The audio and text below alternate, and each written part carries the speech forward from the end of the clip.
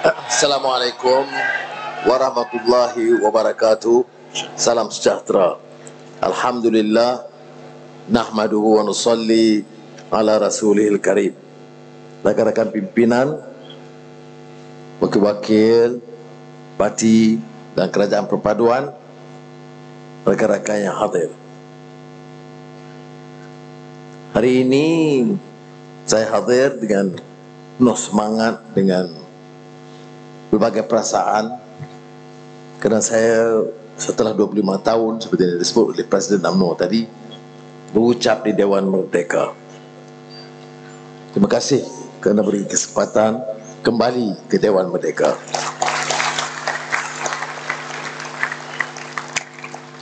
Demikianlah kenyataan sejarah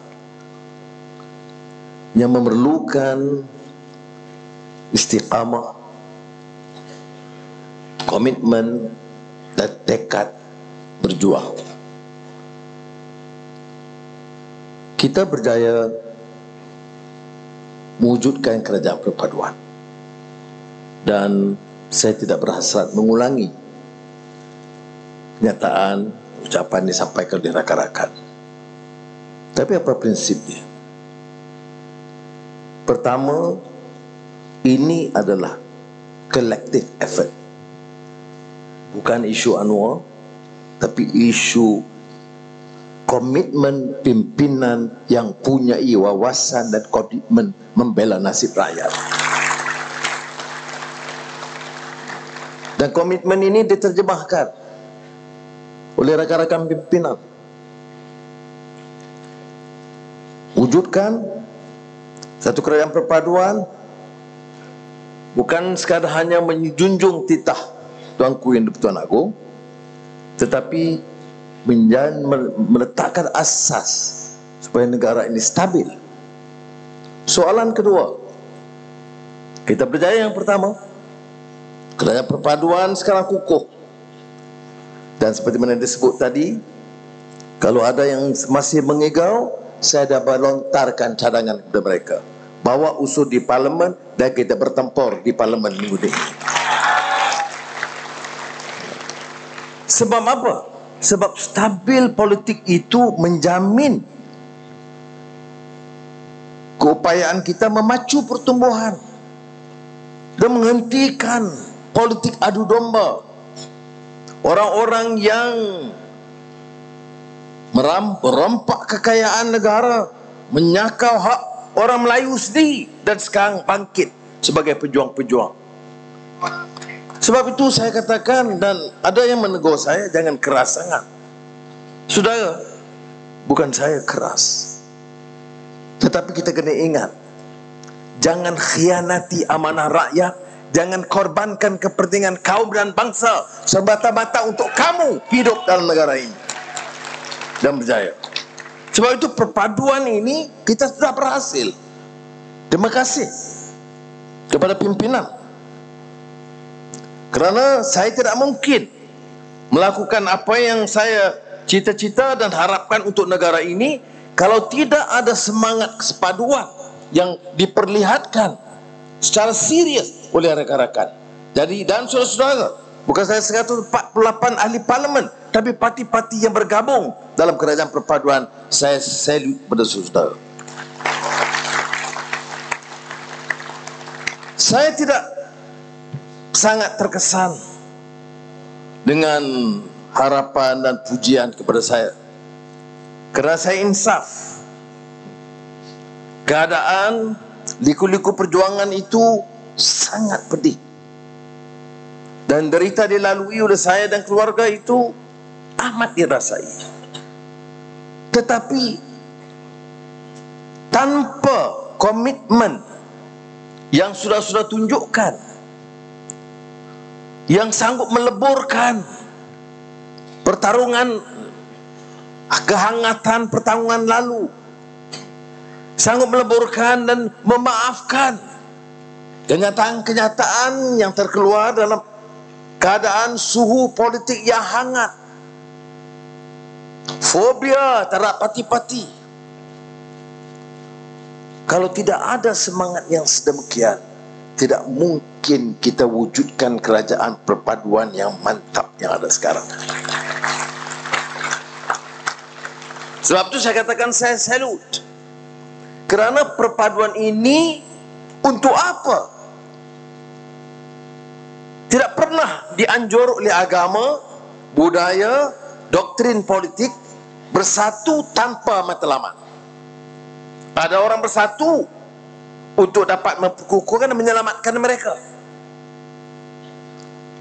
Ada yang bersatu untuk membolehkan mereka meneruskan cara-cara lama, memunggah kekayaan dan khazanah negara untuk saudara-saudara.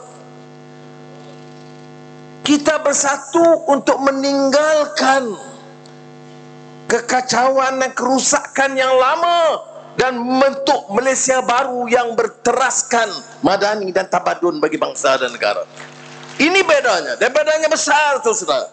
Sebab itu saya mengulangi penghormatan saya pada pimpinan, walaupun tidak terlepas dari serangan. 6 bulan kita perintah.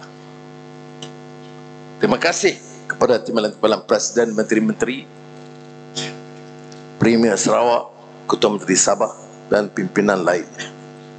Kerana saudara-saudara bukan sahaja bersama dalam kerajaan perpaduan, tetapi bersama dengan komitmen tegas dan keras untuk membina Malaysia baru. Kita mulakan dengan prinsip tata kelola, governance. Negara sehebat mana sekalipun tidak dapat bertahan kalau tidak ada nilai, tidak pertahankan prinsip dan nilai, bahwa yang benar itu benar, bahwa kuasa itu bukan kesempatan dan sijil untuk memperkayakan diri dan keluarga dan sahabat handai, bahwa kuasa yang ada, kekayaan khazanah yang ada harus kita gunakan untuk membangun semula Malaysia, agar Malaysia muncul sebagai gergasi ekonomi yang baru. Terima kasih saudara, kerana dalam masa singkat 6 bulan, dalam keadaan kita mewarisi keadaan fiskal yang berat,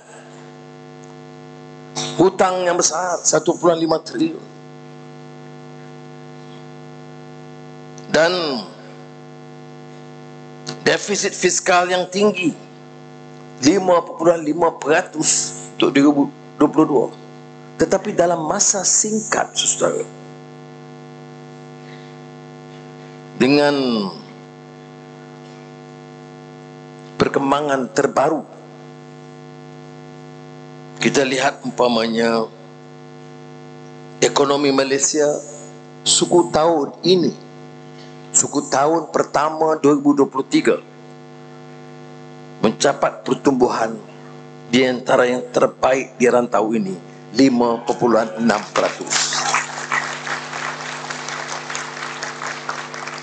5.6% ketimbang China 4.5%, Indonesia 5%, Vietnam 3.3%. Pasaran buruh mencatat momentum pertumbuhan pada suku pertama 2023.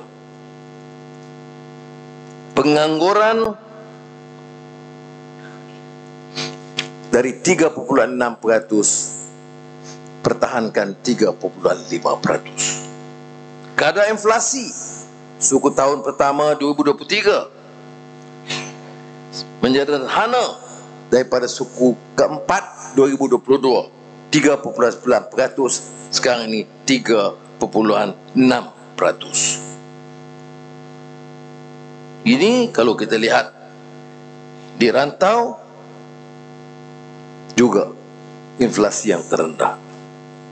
Tahap pelaburan, ini saya sebut ini kerana apa arti perpaduan, apa arti kerajaan yang kukuh dengan kekuatan 2/3. Untuk apa? Untuk sombong, untuk tunjuk angkuh, untuk zalim atau untuk menindas, atau untuk memunggah kekayaan? Saya jawab, untuk membangunkan semula Malaysia dan membela nasib rakyat. Dan ini bukan kerja Perdana Menteri satu orang, tidak. Kerja Timbalan Perdana Menteri yang dibebankan dengan jatuh kasa kabinet paling banyak dalam sejarah, dengan menteri-menteri yang bertungkus lumus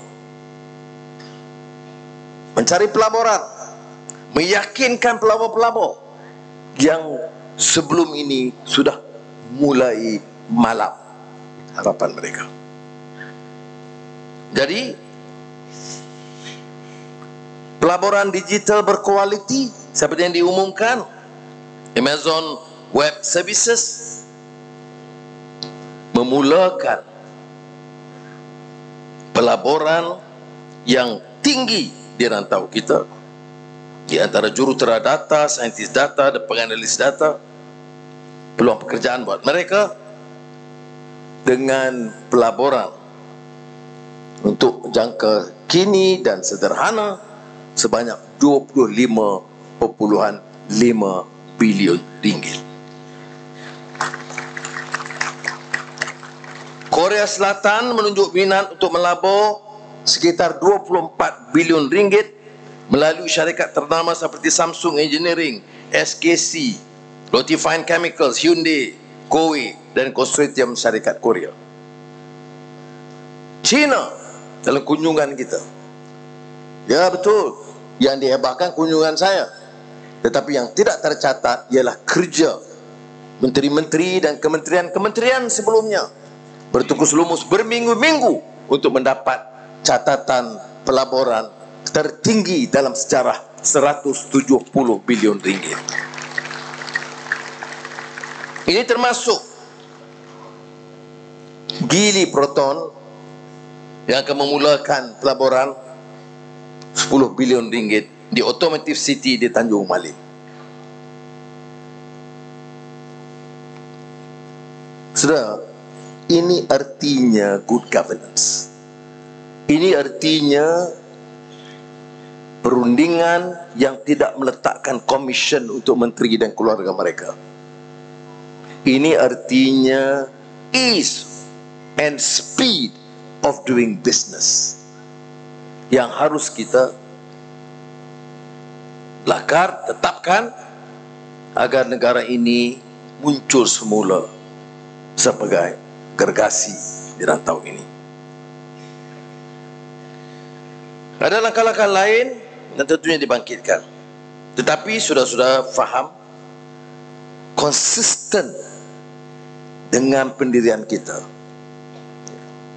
Biar dilihat bukan saja kerajaan persekutuan, usaha-usaha di negeri dan di beberapa tempat termasuk Jemaah Menteri, berulang kali saya sebut tentang langkah dibuat oleh Premier Abang Johari di Sarawak. Luar biasa prestasinya. Meneroka dalam bidang-bidang teknologi baru dan digital. Kadang-kadang Abang Jo, saya komplain sebab kadang-kadang di Sarawak itu dia lebih ke depan daripada kerajaan persekutuan. Ya. Dan ini kenyataannya.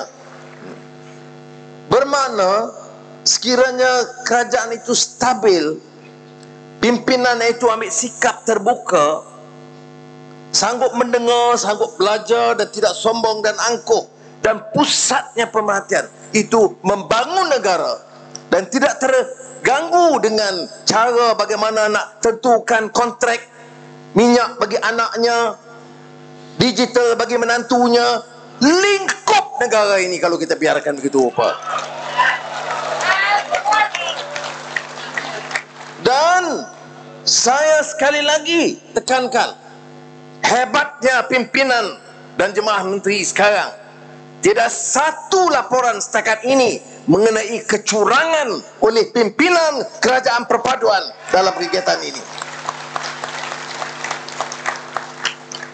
Dan ini sudah rekod dalam sejarah. Kalau orang tanya apa hebatnya kerajaan perpaduan, saya jawab hebatnya kerana pasukan pimpinannya bertekad untuk hentikan kerusakan amalan yang runtuh nilai, yang menyebabkan negara ini rugi dan dihina oleh dunia kerana amalan untuk memperkayakan diri dan menyalahgunakan kuasa. Ini bagi saya kejayaan hebat orang-orang di atas dan juga menteri-menteri di bawah. Saudara, ini bukan perkara kecil. Yang dibangkit apa? Yang dihebohkan oleh pembangkang apa? KWSP. Atau Anwar pergi ke luar negara pakai songkok. Atau capal. Yang kamu sibuk sakit hati kau pakai capal sebab apa? Ya. Yang penting itu tak sakau. Saya katakan, menteri-menteri nak pakai capal boleh, nak pakai kasut pun boleh, nak pakai tie boleh, tak pakai tie boleh, tapi pakai baju seluar. Tapi yang tak boleh sakau. Jadi kalau tanya, ini dia detik dalam mana-mana sejarah kebangkitan negara dan tamadun umat manusia, ada ketikanya Allah takdirkan pimpinan baru ada tekad yang sama, ada nak selamatkan atau terus dengan ciri-ciri keruntuhan. Kita dalam kerajaan perpaduan telah memilih. Inilah detik penting dalam sejarah di mana kita harus buat pilihan. Pilihan kita ialah kembalikan maruah bangsa dan negara kita. Dan ini tekad kita bersama. Apa yang dipermainkan oleh mereka?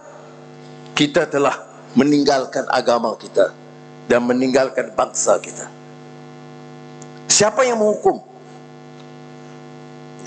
Mereka yang hukum. Dan selama ini yang kononnya melalak bersih, rupa-rupanya di antara yang paling kotor dalam sejarah. Ya. Tapi kerana mereka berkuasa, mengongkong badan-badan penguasaan, maka terpadam itu. Arahan saya dengan kerjasama jemaah menteri apa? Tanpa mengira siapa. Apakah kamu Tun atau Tan Sri atau mantan Perdana Menteri atau Menteri Kewangan, kalau kamu sakau, kamu berdepan dengan hukum dan hukum akan menetapkan.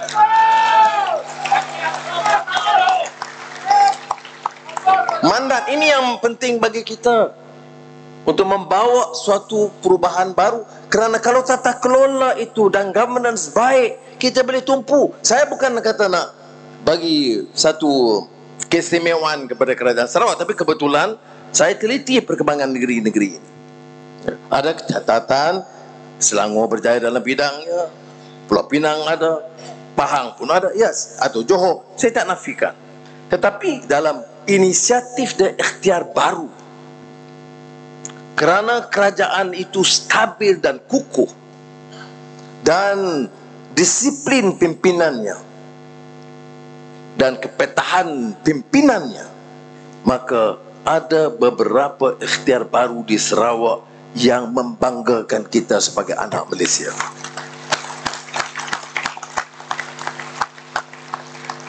Dan akhirnya saya sentuh tentang dasar-dasar MA 63 bertempik puluhan tahun.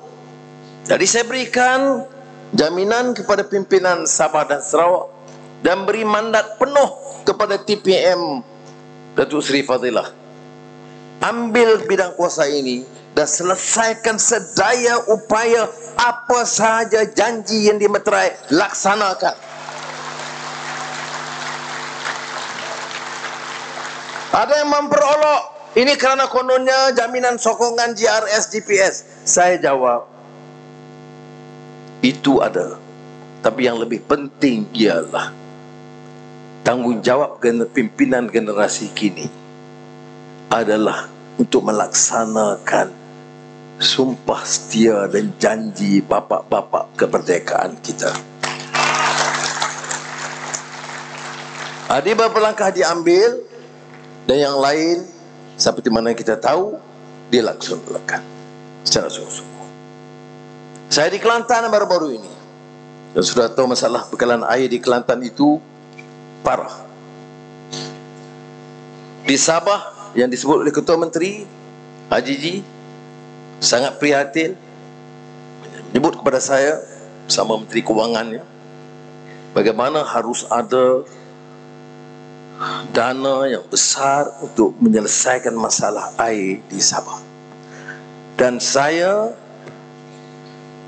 menjawab, tidak ada alasan untuk kerajaan tahun 2023 tak dapat memulakan program besar-besaran selesaikan once and for all masalah air di negeri. Ya, dia perlukan dana besar, dia perlu pinjaman, dia perlu sukuk, dia perlu bond. Itu masalah kita. Jangan bebankan kepada rakyat. Jadi saya dah beritahu, dalam tempoh 2 minggu saya akan undang Menteri Besar Kelantan dan Ketua Menteri Sabah dan pasukan untuk kita cari jalan menyelesaikan. Kalaupun perlu berbilion ringgit, kita mesti cari dan selesaikan tahun ini juga kerja program. Dia tidak mungkin kita selesaikan 1-2 problem. Saya tak mau dengar disandarkan air minum campur air masin. Di Kelantan air jadi saya harap kerajaan negeri boleh bermudah dengan Ketua Menteri Haji Ji kerana dia yang mengemukakan dan dia memberikan jaminan kerjasama penuh. Saya tidak ada permasalahan sama sekali. Dan di Kelantan saya telah minta kepada Menteri Besar dan saya persembahkan kepada Tuanku Sultan. Saya kata ini tak ada kena-mengena sama ada pilihan raya negeri atau tidak. Saya itu masalah kedua. Yang penting tu rakyat setelah 60 tahun merdeka tidak boleh dibebankan dan dihina sampai tidak ada air bersih untuk minum. Ini kalau saya tanya, apa arti kerajaan perpaduan? Ini dia. Janji diterjemahkan. Bila? Sekarang. Jangan tangguh tahun depan. Sekarang kita cuba selesaikan. Projek besar kita boleh tangguh. Tapi air, elektrik, jalan berlopak-lopak. Banyak yang komplain tentang tayar dia rosak. Sekolah daif, klinik daif. Itu memang dah peruntukan diberikan 1.2, tak cukup 1.4 bilion ringgit. Jalan-jalan berlopak ini terutama di Sabah. Kedah tak ada air juga ya. Tapi kalau bersyarah berdega-dega semua selesai semua. Ya, ini masalah dia. Dia lain. Menteri Besar Kelantan ni sekurang-kurangnya disedia unding dengan baik. Orang unding dengan baik, kita 2 kali lebih baik. Orang yang angkuh dan sombong, tinggallah kamu dengan keangkuhan dan kesombongan kamu.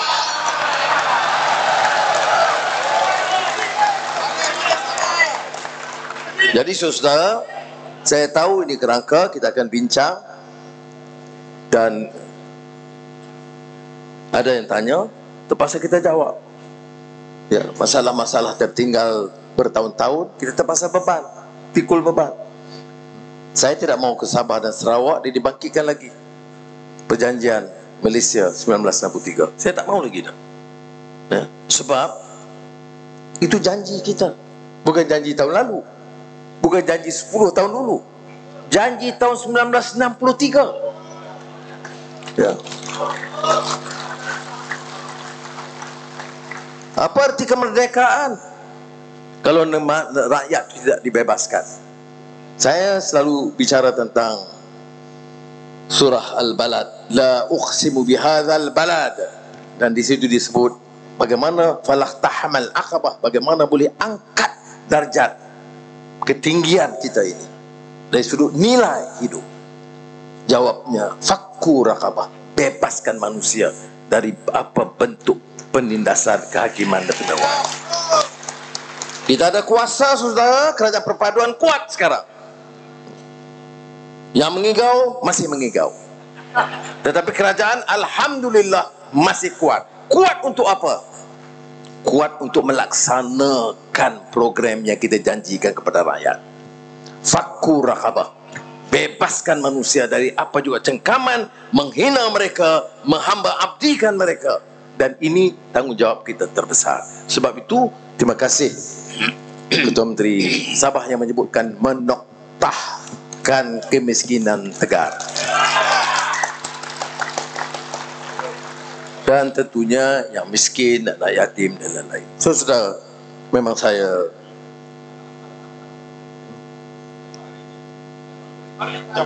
oh ya, ya. Azizah ingatkan saya hari ini hari ibu. Saya memang ingat. Biarlah itu kita kemudian sedikit nak selesaikan ini. Jadi sudah tahu siapa yang berkuasa.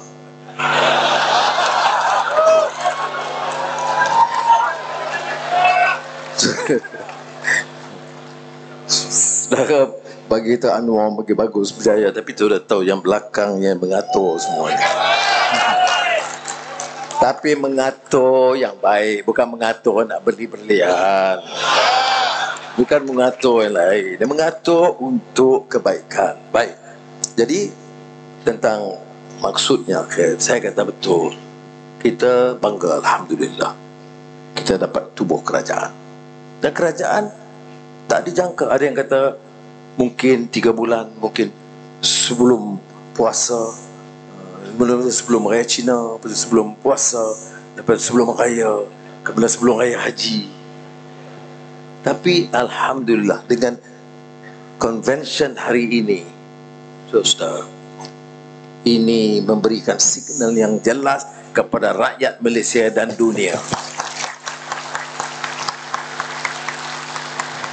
Kerajaan ini bukan saja stabil, tapi insya Allah kekal sehingga pilihan raya umum akan datang.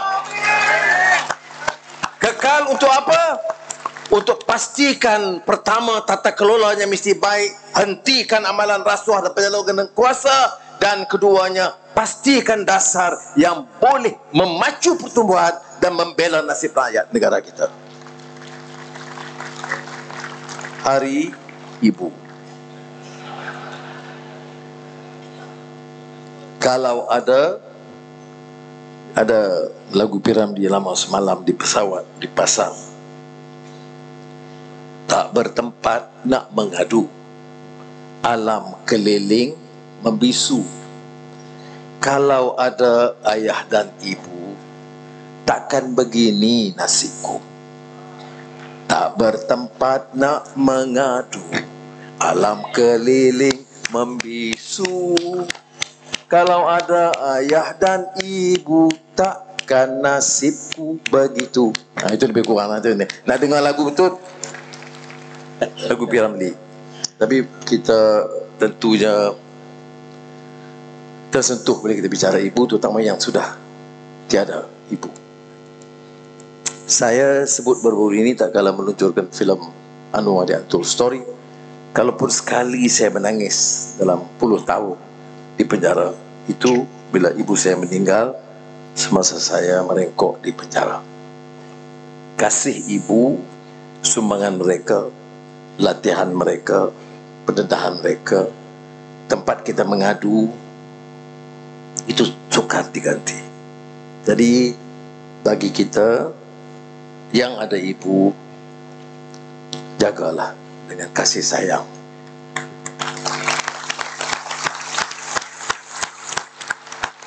Yang ada istri yang juga ibu, kepada anak-anak tunjuklah kasih sayang kepada mereka.